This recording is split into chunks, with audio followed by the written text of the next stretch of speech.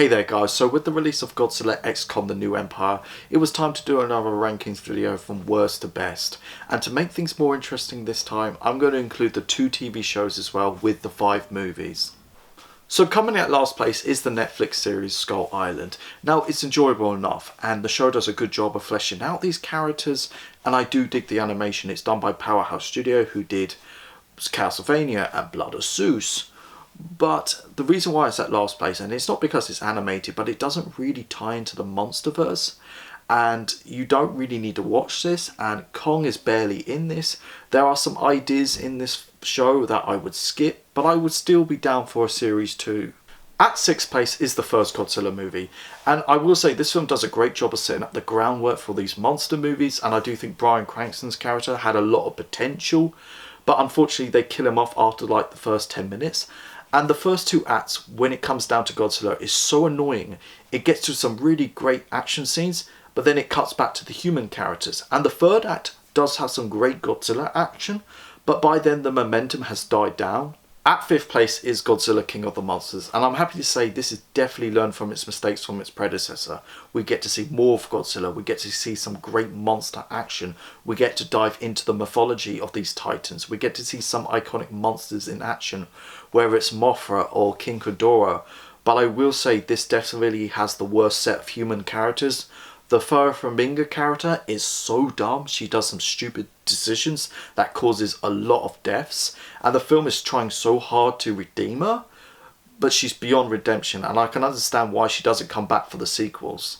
At 4th place is Godzilla vs Kong, and I will say this is a dumb movie, but it's a ball to watch, and this film succeeded on the most important thing, and that's making these monsters front and centre, and if this film failed, the whole Monsterverse could have been a waste of time.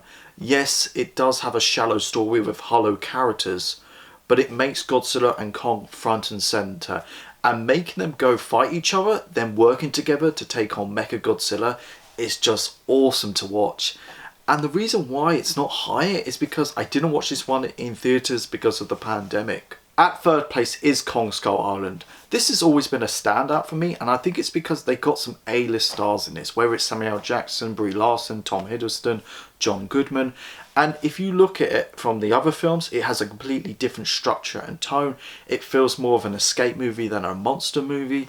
And John C. Reilly's character is the best character in this Monsterverse. He has an arc and it has an excellent payoff. And Kong in this is just awesome. At runners up is the TV show from Apple, Monarch Legacy of Monsters. Now, if you want to watch a show that has a wonderful exploration of a world with kaijus, with interesting human perspectives, this is the show.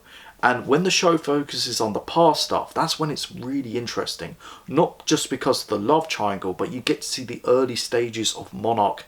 And I will say this is probably the most interesting that Monarch has been. And I love it how it loosely ties into like Kong Skull Island and the first Godzilla movie. So my favourite is the recent Godzilla X Kong The New Empire. I really clicked with this one. Yes, the story is light, the characters are flat, especially a couple of them are just cringe. But watching this on the big screen was a blast.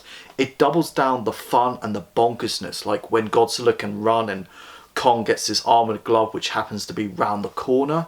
But watching them working together to take on Scar King and Shimu in this tag team fight, in this wild crazy showdown where they throw everything at each other, is the best action I've seen in this franchise. Thank you so much for watching this video guys. Go like, share and subscribe. Let me know where would you rank all the Monsterverse movies and TV shows. Go check out my Facebook, my Instagram page, my Letterboxd page and my TikTok page. You guys are awesome. I got your back.